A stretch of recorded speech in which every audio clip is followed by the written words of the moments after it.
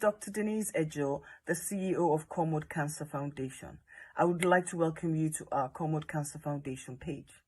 Our goal is to create an awareness of the challenges, support and guidance experienced in managing cancer care for sufferers, family, carers and friends. To engage with us, don't forget to subscribe to our channel. Click our notification bell. Know what exactly is fixed to what. So let's go. Dr. Shagaya is a clinical oncologist and she has been sharing a lot of information on ovarian cancer awareness for quite a few years. She's currently the head of department for the radiotherapy and oncology at the National Hospital in Abuja. She's also a member of the African Cancer Coalition, review the guidelines of cancer management in sub-Saharan Africa, in collaboration with the NCCN, which has been endorsed by the Federal Ministry of Health. We want to thank you for joining us as we have a serious conversation on ovarian cancer and its impact on women. So what do we need to know and what do we need to be aware of? So welcome and thank you for joining us this morning and thank you for your time. Sorry for the delay in starting. So let's go. In layman terms, what is ovarian cancer? Thank you, Dr. Ejo, for having me on. Ovarian cancer, basically, is cancer that starts from the female gonads, the female organs that produce the eggs. That's essentially what ovarian cancer is. And it could be, from the outer part of the ovary all the way to the inner part that produces the hormones, the eggs proper, or the surrounding tissues. But the essence is that it starts primarily from those eggs. And every woman is born with 2 ovaries. The eggs are present at birth and they start to mature at puberty. And every month, one matures and is released till she stops being fertile when she starts getting into menopause, much later on in life. As we go on, I'll explain the relevance of, her menstrual history with regards to her chances of being exposed to, getting ovarian cancer.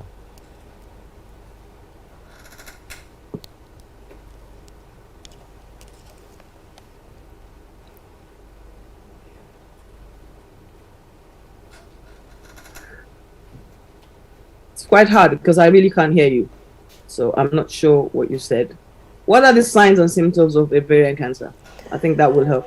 Okay, so now the thing with ovarian cancer is that it's one of those malignancies or one of those cancers that don't have any obvious symptoms or signs. But I'll tell you this, most of the signs are non-specific. The woman might have lower abdominal pain, back pain, feeling of bloatedness, easy satiety after eating food. Just a little bit of food, you start feeling full.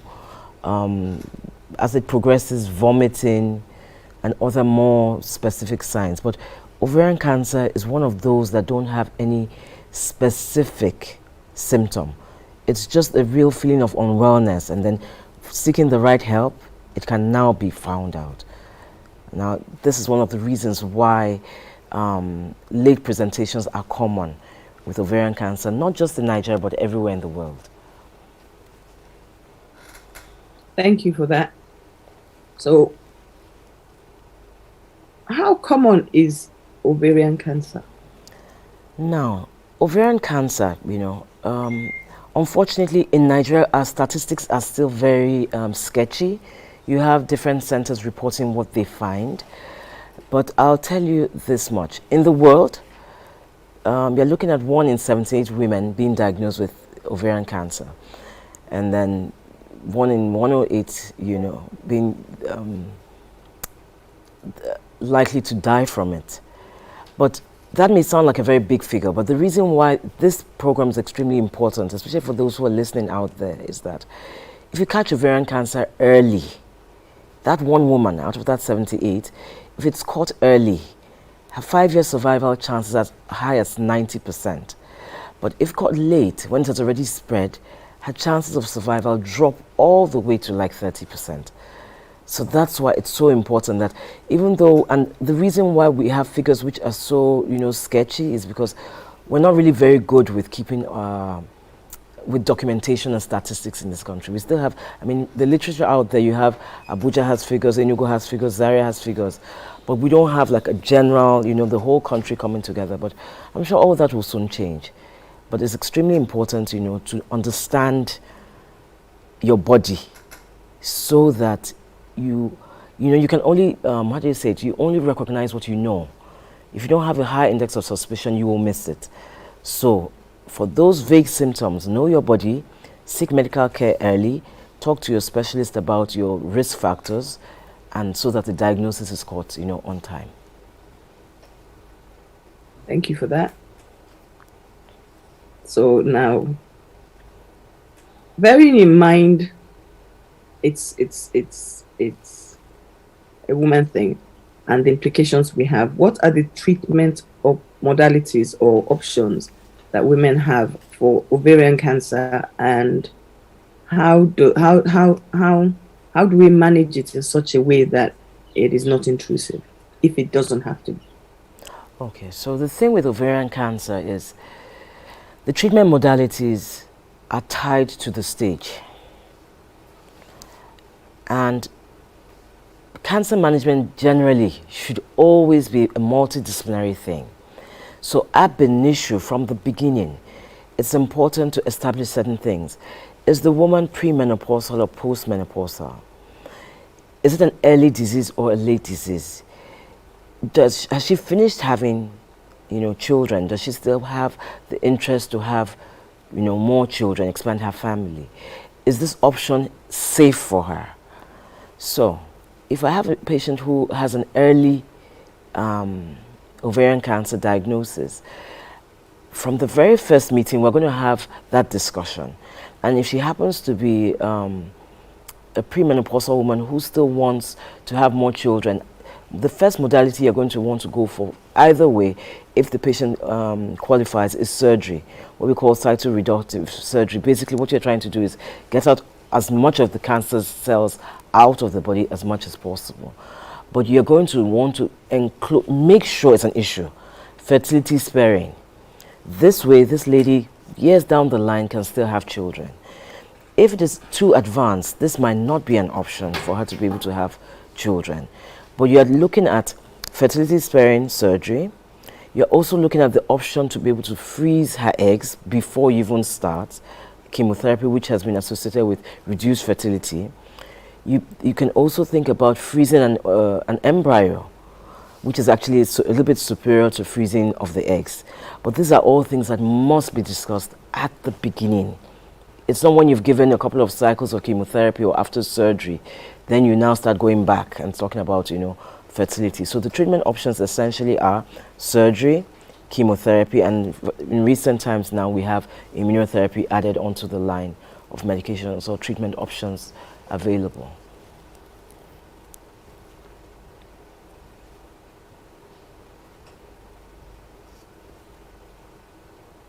Thank you for that. Thank you. You're welcome. Can women still have children after treatment? Because that's a very big question for a lot of women, and it's a determinant of people that take the treatment or opt for the treatment, I think. Yeah, yes, it is, because you see, having children for most women affects their quality of life. And you don't want to treat a woman and at the end of the treatment, she's so unhappy that, So can she still have children? The question is, it depends. If it was an early disease, single ovary affected, years down the line, well discussed with her specialist and the MDT, which is the multidisciplinary team, it's possible she can have children. If she froze her eggs or an embryo prior to starting treatment, definitely she can do a surrogacy later on, have someone carry that embryo to term, or even carry it herself. So yes, it's a possibility, but unfortunately, if it is a late disease, the likelihood is going to be difficult because you know, you're busy trying to save the woman at this point. So that might be difficult, yes. But let's know that it is not a full no. There are options, and they must be discussed prior to commencement of treatment, so that you walk in there, that patient walks into that treatment knowing, you know, what is available to her and what options are out there and what she qualifies for. Thank you for that. Thank you. I hope that the women are getting some hope out of this conversation, because, you know, it's a very big thing for us women. What are the fertility options in women who have been treated for ovarian cancer? In the sense that, can they have babies? And if they can, they can't, or is it a 50-50? I don't know. You tell us.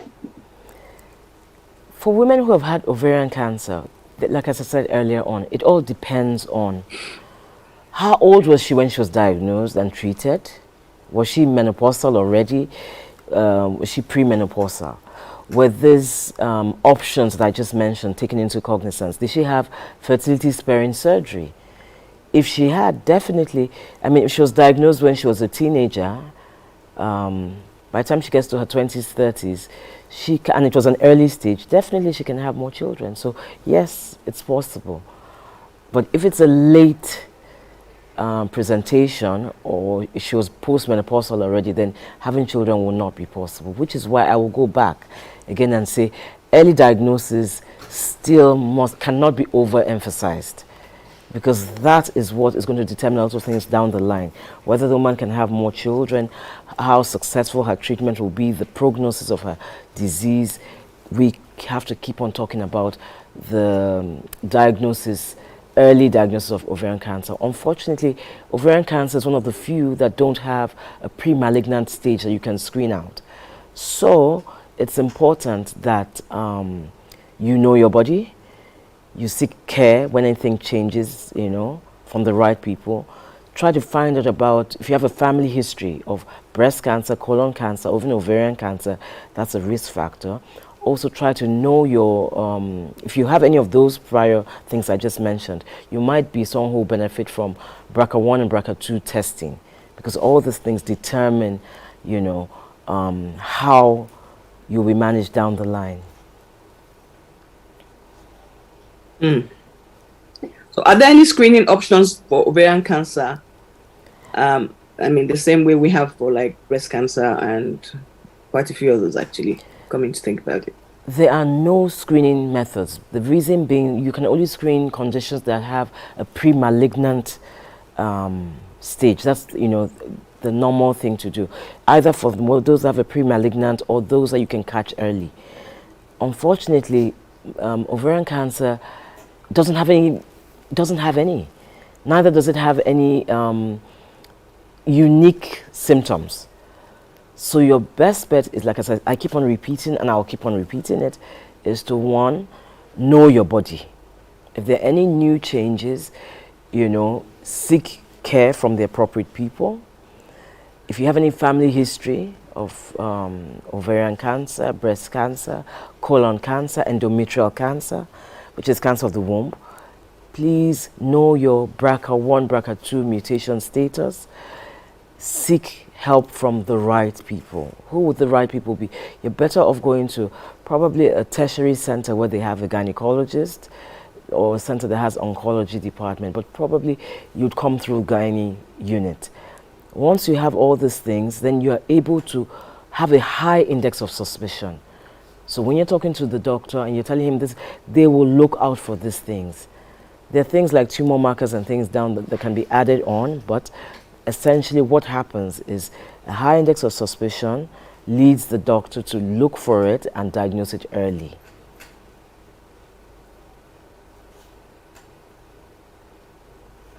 It bothers me, and I hope you're going to be able to help me with this. Women, in light of this Cancer Health Fund and its implication, do women benefit, or do ovarian cancer patients benefit from, or can they benefit from the Cancer Health Fund? Are they part of the categories that are qualified to be able to get access to funding? And is there access to funding? At the moment, no. You do realize the Cancer Health Fund... I put you on the spot, sorry. No, it's okay. People need to have the information. At the moment, the Cancer Health Fund, which is functional now, is covering only breast cancer, cervical cancer, and prostate cancer for now, which is in this phase. Hopefully, maybe down the line, ovarian cancer might be covered, but for now, no, they're not.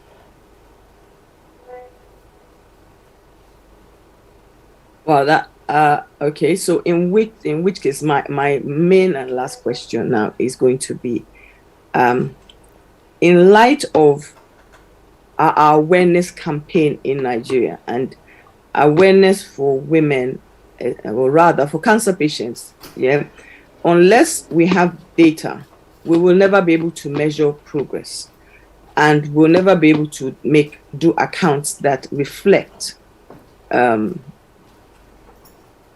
everybody's getting access, as you would appreciate. When we talk about your awareness campaigns and NGOs campaigning, and you are helping us, the doctors helping us, and you are creating an awareness, we all agree that awareness is a fundamental or a primary way to get through to the general populace on cancer awareness, right? So if we can agree on that, what would you say if you were to give me 3 things that you believe will benefit a cancer patient, especially women, that will stop the numbers going up or down, irrespective of whichever way it's going, to help us? Because we talk about screening all the time. Yes, I hear you about screening, but are there other things that either the government can do or whatever, or that we've got to do? But one thing is very key for us. For me personally, I think the government has to do more. But you tell us just one. Okay, let me say 1 or 2 things so that I don't put you on the spot. But 1 or 2 things that's going to help us, because we're all watching this and we're all saying to ourselves, we want to at least have a chance to live as cancer patients, and we want somebody to tell us we can. At least it's our hope. No, sorry.